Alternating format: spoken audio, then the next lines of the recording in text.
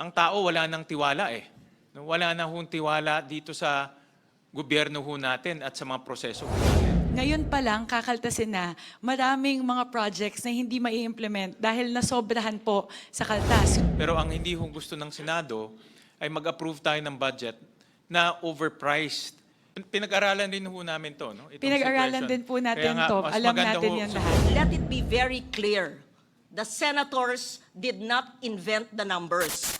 Imbis po na makatipid yung ating gobyerno, ang mangyayari po, hindi talaga ma-i-implement yung kabuuan ng proyekto. Kaya ang pinakamagandang paraan para ibalik po yung tiwala nila ay magkaroon ng budget na tama po ang presyo. Mr. Chairman, Yes. Madam Chair, I have a manifestation and observation. While we were having a picture right there, can you flash the title of this bicameral committee? Because it says there, bicameral conference committee on disagreeing votes. Huh? How can there be a disagreeing votes? See? So it seems to be not in the proper English language nor the context that we have.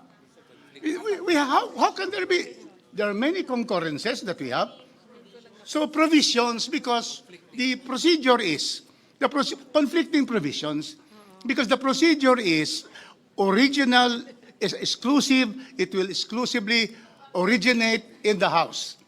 So we have the original provisions.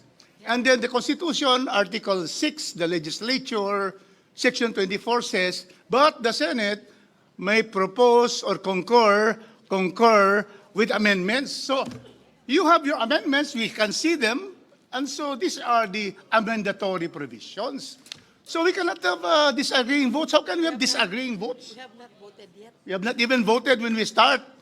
How can that be? So this is a wrong English. I suggest we put the disagreeing provisions because from the original, we have now the amendatory. How can there be disagreeing votes? Thank you for that, Congressman Rufus. I was just conferring with the Senate Secretariat. The explanation to me is because we're tackling the House bill, and there's only one bill that we are tackling today, which is the General Appropriations Bill. That's why the correct term, or the term that should be used, is votes instead of disagreeing provisions, because there's no other bill that are being discussed. So there's only one bill. So, but just to move forward with this, and I acknowledge your comments on this, we are requiring the Secretariat to look into this matter and again do some more research on the previous bicameral conference committee on what terminologies that they used. Mr. Chairman, irrespective of the previous ones, if it's wrong, it's wrong. And it is, well, it is true, you know, the other bicameral conference committees are about two bills passed by the House and passed by the Senate. That's fine. So, however, even in this particular instance, House Bill 4058 originates from the House. So we have the original provisions. And then you discuss it, and you have under the Constitution, the provisions to amend it, either concur or amend. So I think we should change this because those reading us, you know, disagreeing votes. How can we have that, Mr. Chairman? So I hope that we change it now so that we write disagreeing provisions of the House Bill number 4058, original and amendatory provision. There are no insertions from the Senate. That's why people say they're inserted by the senators. No. The senators are amending it or concurring with it. It's only in the BICAM where there can be insertions. And so the Senate is doing its job, and it is really amendments under the Constitution. So let us be able to change that, Mr. Chairman. Thank you. Correct. Well, let me direct the committee secretary to just remove this cover page for now. I think that's a better compromise moving forward. But we acknowledge your comments, Congressman Rufus, and we acknowledge your legal expertise in terms of these matters. So for now, we'll just remove it, and we'll request the committee secretary to look into this. Thank you. Thank you for bringing that matter up. All right. So we the Department on hand right now is the Department of Public Works and Highways. So we'll allow the House to present the General Appropriations Bill. Yeah. Senator Win, with the permission of the Senate panel, before going to the numbers, I would first like to request that we give Secretary Vince Dizon the opportunity to present with regard to one of the most pressing factors in the discussion around DPWH, which is the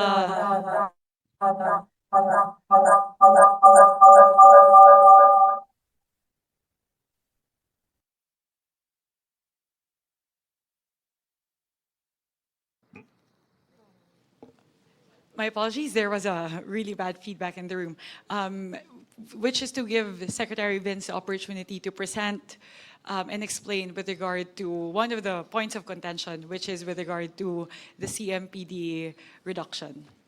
Before that, Madam Chairperson, I was going to raise that later on, but since you've raised this, last night, while we were conducting our bicameral conference committee hearing, the DPWH posted a statement in their social media page. And just allow me to read a statement of the DPWH. The Department of Public Works and Highways has requested the Senate of the Philippines to restore the deducted amounts from the projects in the 2026 DPWH proposed budget as a result of the reductions in the construction materials price data, or CMPD.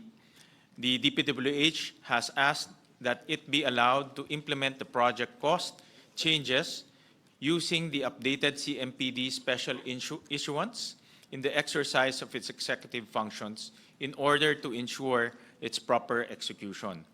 The motion for reconsideration is made to ensure that the detailed process of applying the new CMPD will be followed to avoid inaccurate costing and potential project unimplementability, which may lead to underspending and related legal and administrative issues.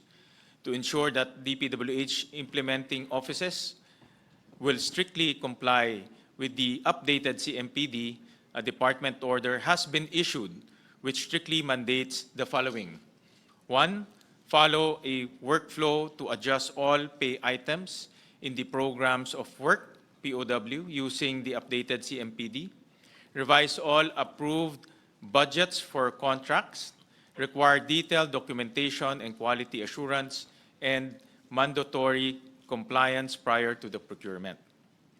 The department assures that the Senate and the House of Representatives that the updated CMPD will strictly implement at the regional and district engineering offices, and that failure to comply with this order shall be subject to administrative sanctions under existing civil service and department rules, as well as filing of appropriate administrative and/or criminal charges under relevant laws. So this was issued by DPWH last night. And the context of this, Madam Chair, and to our colleagues from the House of Representatives, is during our budget hearings, 2 budget hearings in the Senate, we asked the DPWH, dahil alam namin na itong budget na ito ay ginawa nung dating administration na si Secretary Bonoan pa ang gumawa. No? At dahil maraming nangyaring hindi magaganda o anomalya doon sa kanyang administrasyon, at nakita naman ho natin yung issue ng flood control, issue ng mga SOP, issue ng mga overpricing, issue ng lagayan, issue ng ghost projects. Tinanong namin ito kay Secretary Vince Dizon dahil siya na yung pumalit na bagong kalihim po ng DPWH. Tinanong ho namin yan. Senator Loren was there, no, in the 2 hearings about this issue of overpricing. During that hearing, sinabi niya na meron ngang overpricing in the past. No? At meron ngang mga presyo na hindi naman tama sa presyo ng panahon. Ibig sabihin, mas mababa ang presyo ngayon. So sabi niya, dahil mas mababa ang presyo ho ngayon, yung presyong nasa loob ng budget, mas mataas yun kumpara sa presyo ngayon. Kaya nga ho sila nag-issue nitong bagong construction materials price data, CMPD. No, nag-issue ho sila nitong CMPD, mas mababa po yung presyo. At yung presyo na yon ay gumawa ho sila ng formula, ito ho yung tinatawag nilang adjustment factor, at yun naman po ang in-apply ho ng Senado sa presyo ng mga projects na nasa loob ng budget. No? Yun po yung in-apply ho namin. So ang ibig sabihin ho nito, Madam Chairperson, that the adjustment factors came from DPWH and the statement that there were overpriced items in the budget came from DPWH. And we support that because gusto nga ho natin mas mura, mas mababa yung presyo, at dapat po yung budget ay sumasalamin sa presyo ho ng panahon na mas mababa. Lalo na sa ganitong konteksto na marami ho tayong mga kababayan na nagagalit dahil po dito sa flood control issue. Marami ho tayong mga kababayan na nagagalit dahil sa overpricing at SOP. Ginawa ho ng Senado, pinababa na ho namin yung presyo. No, para makatipid tayo. No?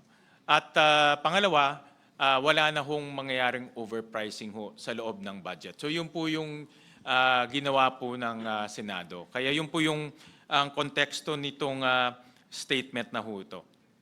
Senwin, if I may respond, ito po kasi, meron naman po tayong parehong pagkakaintindihan patungkol sa overpricing. I think both houses, both panels recognize that there has been a situation where there was overpricing in the estimates of the past. And Sec Vince has acknowledged that as well. Perhaps the main point of contention is the application of these CMPD reductions. From what I read in the statement of Sec Vince that Senwin just read now, is that there is let me just quote that part. If such process is not followed, this will inevitably result in the potential unimplementability of projects due to inaccurate costing. So I think the concern of Secretary Vince is how the adjustment factor that was shared was applied in the projects. Ang posibleng mangyari kung ganun kalaki sa kasalukuyan o hindi ganun kalaki, kung ganun yung application sa iba't ibang mga proyekto na ginawa yung across the board na pag-deduct sa ibang mga project na hindi tinitignan isa-isa yung mga proyekto, posibleng hindi ma-implement yung mga proyekto. Ano ang implikasyon na ito? Imbes po na makatipid yung ating gobyerno, imbes po na ang pinupunterya lang natin ay yung parte na overpriced, ang mangyayari po, hindi talaga ma-i-implement yung kabuuan ng proyekto. Humingi po ako ng paunang data mula po sa DPWH, and I will let Sec Vince explain the point later. But you are looking at potentially 200 billion pesos in unimplementable projects. 400 billion kasi yung affected, 400 billion pesos yung affected projects. As much as 200 billion projects can become unimplementable. So, tignan lang po natin yon mula po sa perspective ng ano po ang tama nito sa ating ekonomiya, gaano po karaming tao ang mawawalan ng trabaho. Siguro po, nagbigay naman po rin ng assurance si Secretary Vince na i-implement po itong reduction sa presyo. Babawasan po talaga yung presyo, pero ang kahilingan lang po ng DPWH ay kung pwede po, bigyan po sila ng pagkakataon na i-apply itong CMPD reduction sa bawat proyekto. At hindi po natin kayang gawin to sa pagitan ng araw na to at sa susunod na linggo kung kailan kailangan nating pirmahan yung budget. Pero ang assurance naman po na ibinigay ni Sec Vince ay babawasan talaga yung presyo. Pero hindi pa nila kaya i-determine sa punto na ito kung gaano kalaki talaga yung ibabawas na presyo sa bawat proyekto. I'll let Sec Vince explain that. That is my understanding of the letter that he sent to the bicameral conference committee yesterday. But I will let Sec Vince explain the point later. Mr. Chair. Before I recognize Senator Erwin, kami naman sa Senado, Chairperson Mika, gusto rin namin ma-implement yung mga proyekto. Gusto rin ho namin makita yung mga proyekto na mangyari, mapatupad ho yun. Pero ang hindi ho gusto ng Senado ay mag-approve tayo ng budget na overpriced yung amounts o yung presyo na nasa loob ng budget.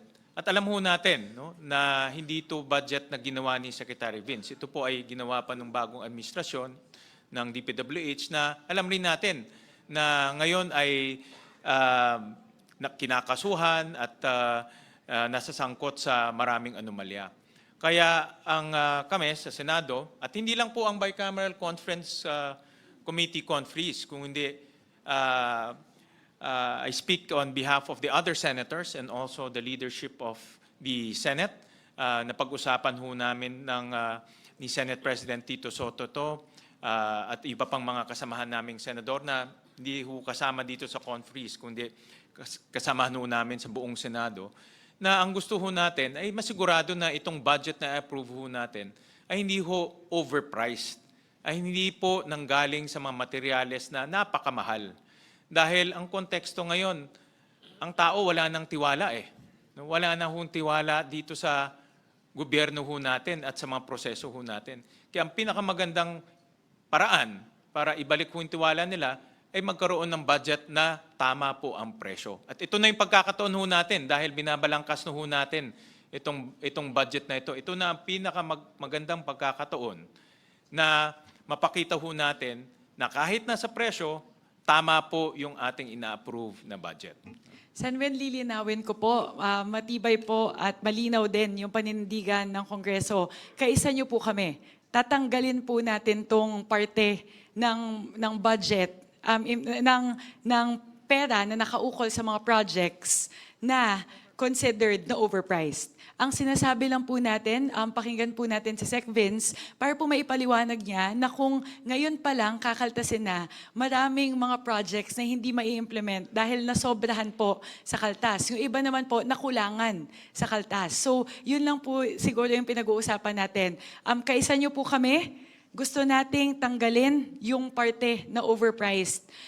Pero siguro po, mas malinaw, kung okay lang po, Senwin, let's turn it over to Sec Vince.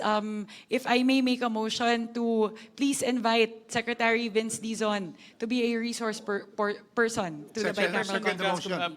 Before we call the resource persons, allow our members to say their piece and also to echo their sentiments para ho at least malaman ho natin lahat kung ano yung saloobin po ng isa't isa. Senwin, if I may, kasi po, perhaps the best approach would be to let Sec Vince present, and then if all the conferees have questions, because he will be the best person to answer the Actually, questions. with all due respect, dahil pinag-aralan din ho namin to, no? Itong Pinag-aralan situation. din po natin Kaya nga, to. mas Alam maganda natin ho, yan lahat. siguro bago ho natin patawag siya, ay bigyan ho natin pagkakataon po ang isa't isa na magbigay ho ng kanilang pahayag.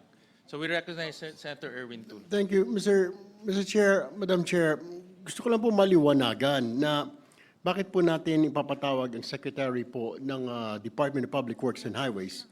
And when in fact this is a bicameral conference committee, conference po between the lower house and the upper chamber. Di po ba ng Congress and Senate?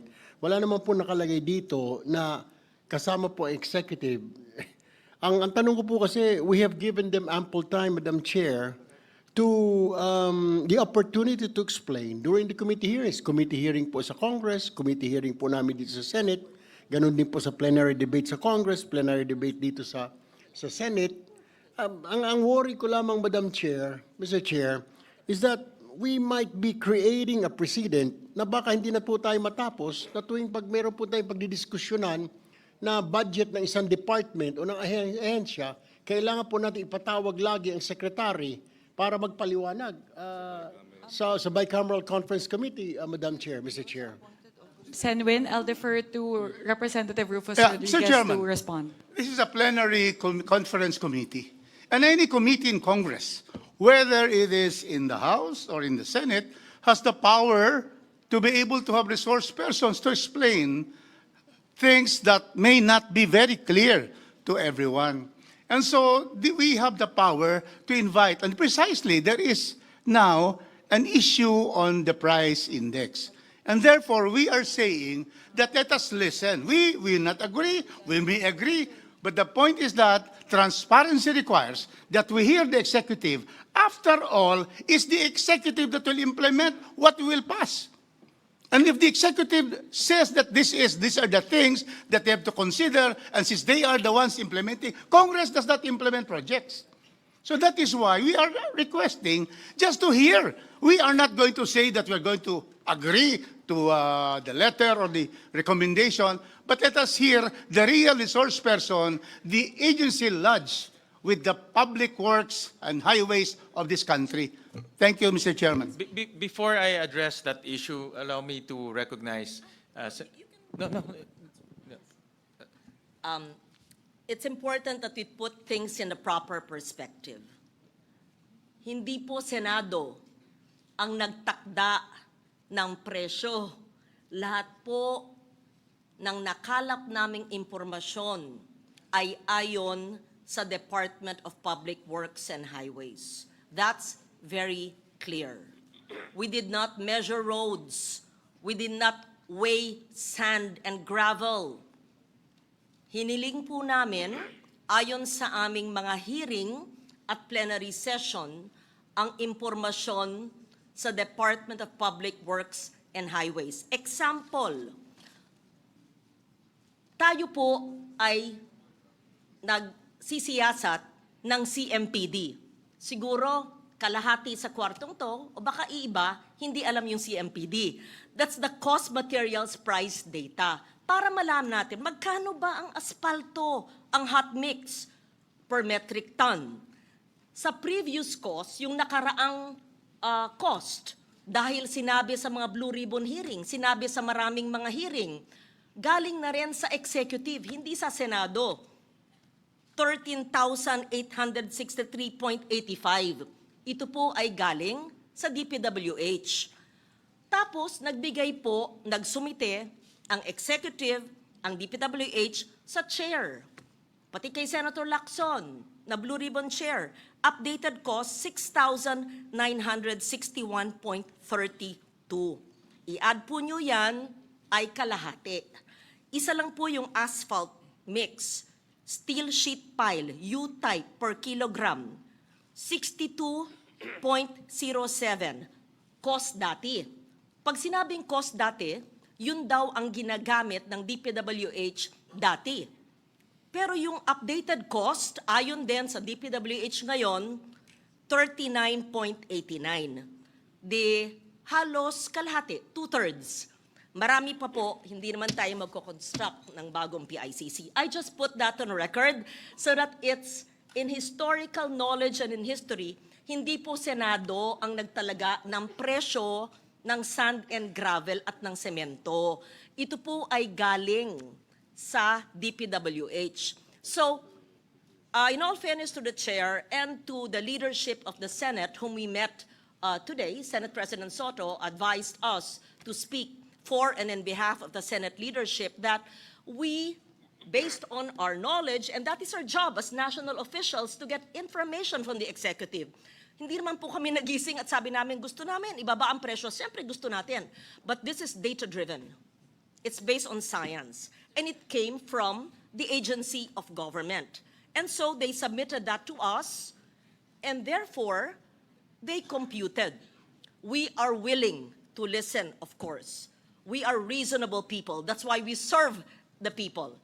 But let it be very clear, the senators did not invent the numbers. These are from the Department of Public Works and Highways, the previous administration, and the new incumbent administration. In fact, it was live streamed. You can go back in your records. no less than Secretary Vince Dizon said to the chair, ibaba nga nyo, tanggalin yung mga proyektong to mula sa 800 plus na flood control, naging 625, pwede pa nyong ibaba. Sige, kasi hindi pa namin kayang masukat lahat dahil bago lang ako ilang buwan. So ibaba nyo. And that is the basis. We did not, and the chair did not, put down the cost unilaterally, arbitrarily. It is data-driven. All the facts, many more, came from the Department of Public Works and Highways.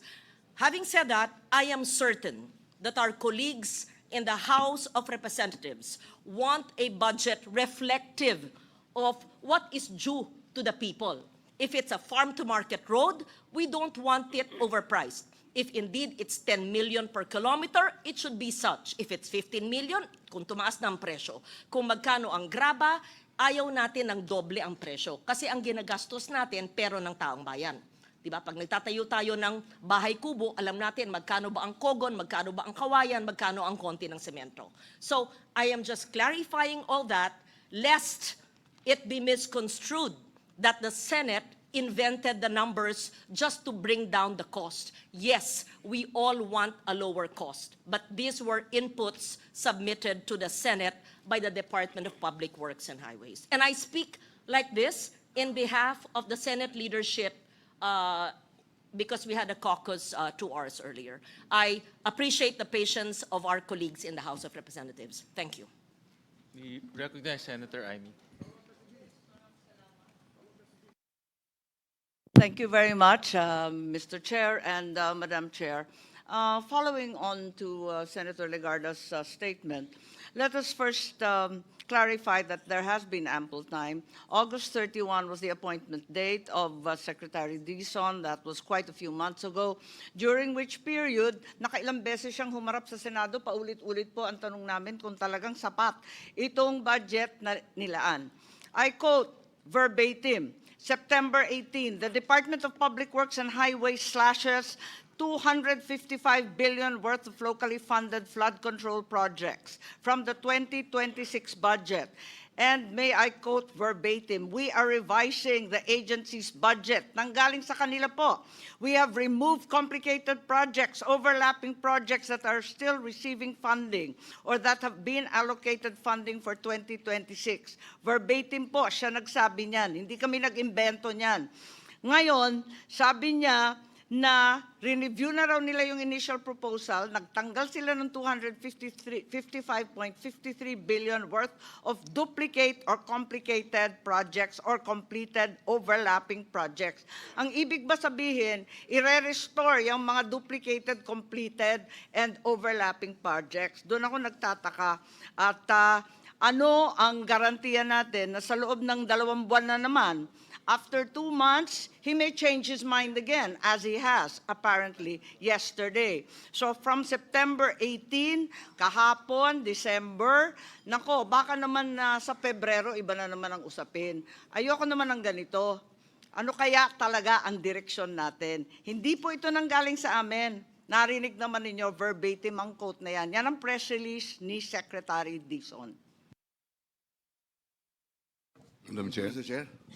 Representative Pepito Alvarez and then Representative Libanan. Tama po si Senador Loren, tama rin si Senador Marcos. Ngunit bigyan ko lang ng example na hindi mo ma-apply ito sa lahat ng project, sweeping po.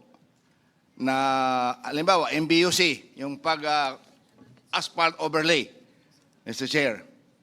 Sa Northern Palawan, ang presyo ng aggregates at saka graba, saka yung buhangin, 1,000 because we have 26 rivers. Napakaraming buhangin doon. Ngunit sa norte, wala ho masyadong ilog. Nag-i-import sila from Mindoro. Lalagay ko lang sa tamang perspective din. So, kung ang MBUC application nyo, asphalt overlay for the whole of Palawan, tanggalan mo ng 50%, yung norte, hindi mo mapagawa. Sa SOR, pwede. Kasi yun na yung ultimate measure ng DPWH eh. At saka I'll put it on record, Mr. Chair, Madam Chair, this representation was the one who complained to Secretary Bersamin to remove the 255 billion of people's money from the DPWH budget. It is not a unilateral move from the Department of the Public Works and Highways na sila ang nagtanggal. Ako po, personally, ang nag-complain doon kay Secretary Bersamin nung nandoon siya sa amin sa House. Habang nalulunod ang buong bansa sa flood control, kung maaari, tanggalin mo muna itong 255 billion na ito. Kasi kung hindi namin tatalakayin yung budget ng executive, ibalik muna namin sa inyo. Kinahaponan, na-inform kami na in-instructionan siya ni Pangulo, tanggalin niyang 255 billion na yan. Dito po nanggaling sa akin ang pagtanggal ng flood control. Kasi ang flood control, alam ko po, talagang overpriced. Okay? So ang flood control, pwede mong apply yung overpriced provision. But kung gagawa ka ng MBUC, walang graba sa Northern Palawan, 600 kilometers po ang distansya ng buong Palawan. When you construct in the southern portion, napakaraming buhangin.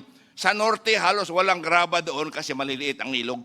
Puting buhangin lang ang norte. Yun po ang difference. Ang gusto ko lang, mapakinggan natin si Secretary Vince na wag sweeping. Kapag 50% ang MBUC, hindi pare-pareho ang Palawan. Isang probinsya lang yun. Sa Cebu, might be the same. Kasi nag-i-import din sila. Wala sa masyadong graba sa Cebu nag-i-import din sila. Sa Bohol, wala rin masyadong graba. But in Northern Mindanao, marami po aming graba doon. Sa ibang lugar, hindi ko alam. Kaya nakikiusap kami na pakinggan yung para madinig ng buong bayan. Si Secretary Vince, kasi meron na siyang ginawang ratio Ito na. Pakinggan muna natin. Kasi kami, sa Kongreso, ayaw din namin ng overpriced project. Hindi pwede yun. Hindi lang Senado ang may gusto. Kami, number one. Ako mismo, nagpatanggal ng 255 billion. And that is on record in the House. Thank you. Can I reiterate the motion to invite Secretary Vince para madinig ng buong bansa na hindi pare-pareho. Pag 50%, dapat per project ang implementation. Yun lang ang pakiusap. Thank you. Thank you, Congressman Alvarez, and to Chairperson Mika. Dahil nga dito sa statement na ito at meron ho nga nakasulat ho dito, to avoid inaccurate costing and potential project unimplementability, at ito ay isang apela sa Senado, gusto rin ho namin marinig yung kanyang pag-aanalisa dito po sa isyung ito, itong CMPD/adjustment factors. Pero, for the record again, nung nagkaroon ho kami ng 2 hearing sa Senado, klarong-klaro na sinabi niya na maraming overpriced na items sa loob ng budget. At tingin ko, hindi ho tayo magdedebate na ayaw natin yung overpriced item sa budget. Pare-pareho tayo lahat. Hindi ho tayo magdedebate doon. Ang gusto ho natin, isang budget na malinis, isang budget na ang kanilang presyo ay totoong presyo at reasonableng presyo.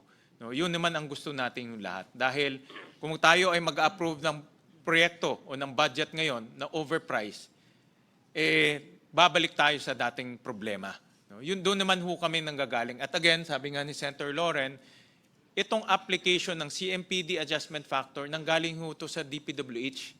Hindi ho kaya ng Senado, wala ho kaming mga engineers, wala ho kaming mga taong kayang mag-apply ng ganun. Ito galing ho sa DPWH. Kaya doon ho namin kinuha at for the record, sinupply rin ho sa amin yung mga adjustment factors na yun formally at doon ho namin in-apply. Dahil sa Senado, ang aming direksyon ay ma-apply yung tamang presyo sa mga proyekto. So, Madam sige po. Chair? Yeah. Yes, very quickly, Madam Chair. Mr. President, Mr. Chairman, very quickly. Hindi lamang kasi yung overpriced sa flood control ang ating concern. In fact, yung hearings dun sa classroom acceleration measure, pati yung DPWH classrooms, overpriced, lumalabas. Kaya kung sinabi nilang overpriced, yung secretary mismo, tapos ngayon ay sinasabing aprubahan natin, ibalik natin yung pricing, ayaw nating pikit matang mag-aaproba at tatanggapin yung kanyang paliwanag na biglang parang 180-degree turn siya, no? Nagbaliktad. Yung dating overpriced, gusto niyang i-restore. Yun ang concern namin. Yung dating sinabi niyang overpriced, ngayon gusto niyang ibalik. Tama ba yun? Kaya dapat lang magpaliwanag siya. Madam Chair, maraming salamat po sa comment ng mga senators. Minority Leader Libanan. Thank you po, Mr. Chairman. Maraming salamat po. Ang isang kailangan nating i-consider din po dito, na hindi lang tayo nag-a-appropriate ng pondo. Ang importante, nag-a-appropriate tayo ng pondo na mai-implement. Kasi kung hindi po ito ma-implement ng tama, walang saysay maglagay ng pondo dito. At sinusuportahan ko po yung pag-imbita sa ating sekretary. Maraming salamat po. Mr. Chair, I support the request for Secretary Dizon to explain to both houses and to everyone so that we can be clarified. Anyway, from the beginning, sila naman sa DPWH ang nagbigay sa atin ng impormasyon, so we see how it will be revised, amended, taken back, or just explained para maliwanag. So I join the House in asking him to explain to all of us, if that's fine with the body. Before we invite Secretary Vince, the last words from Yes, Mr. Chair. Senator Erwin. For the record lang, Mr. Chair, just point of clarification, siguro the House should start reviewing yung Section 62 of the Rules of the House. Nagsasabi po na in cases where the House does not agree with the Senate on any amendments to any House bill, and these measures have conflicting provisions, differences may be settled by conference committees only composed of representatives from both chambers. Yun lang naman sa akin, Mr. President, Mr. Chair, Madam Chair. Thank you po. Senator Erwin, ito naman ay meron pong concurrence ng both the Senate and the House of Representatives. So talagang hong bihirang-bihira ang nag-i-invite ng resource persons. No? Dahil ito ay pag-uusap o pagpupulong po ng dalawang kapulungan. Pero kung meron pong mga ganitong talagang kakaibang sitwasyon at kailangan ho natin maintindihan ng mas malalim pa ho yung mga issues, with the concurrence of both chambers, pwede naman ho tayo mag-invite. No? So- Pero tama ho kayo na ito dapat bihirang-bihira, hindi ho pwede maging regular. I guess, Mr. Chair, Madam Chair, we have to review our rules. Or in the future, Mr. Chair, this will happen again. Then alam ho natin ang gagawin. There will be no more discussions. Yeah. In the future, ika nga bicameral conference between the two houses. Kasi there's already establishing rule na pag may conflicting, hindi talaga magkasundo, pwede na tayong patawag, magpaliwanag yung sa executive department, Mr. Chair. Yun lang naman ang punto ko, Mr. Chair. But I do agree. Sige, let's bring him in. Pero in the future, Mr. Chair. Tama ho kayo. Talagang hindi ho pwede maging regular to na kung hindi ho tayo nag-agree, merong third party na papasok. Hindi ho talagang, but in this case ho, dahil technical to, about engineering, about pricing, something na hindi ho natin expertise, no? Lahat ho dito. Kaya in this very special circumstance, and with the agreement of both chambers, we will invite Secretary Dizon to explain this issue. No? So Mr. with Chair. that, yes, do you want to say the last words, Senator Amy? No, nagre-react lang po ako. Vince Dizon is no engineer. He's an economist and a political aide. That's true, but he's the secretary of the Department of Public Works, and he was the one who made that statement during the public hearings in the Senate, and he also is the one who supplied the adjustment factors in CMPD to the Senate. So with that, with the concurrence of the House, we can invite Secretary Dizon as a resource person of this. With the concurrence of both houses, there being a motion from the House and also motion by Senator Lauren, we then approve any second? From the Senate po. Second. The motion is hereby approved. We invite Senator Vince Dizon to please step into the room. Secretariat, please call, what did I say? Senator, my apologies. Secretariat, please call Secretary Vince.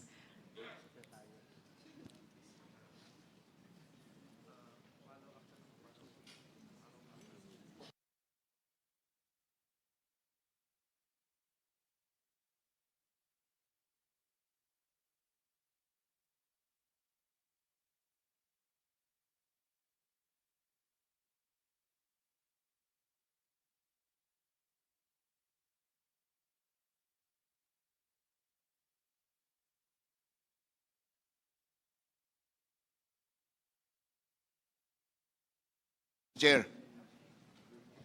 Madam Chair, Mr. Chair.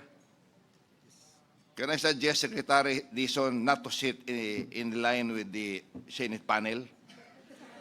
He must sit somewhere where the whole public can see him. If he may. May camera ba? Okay, okay, okay.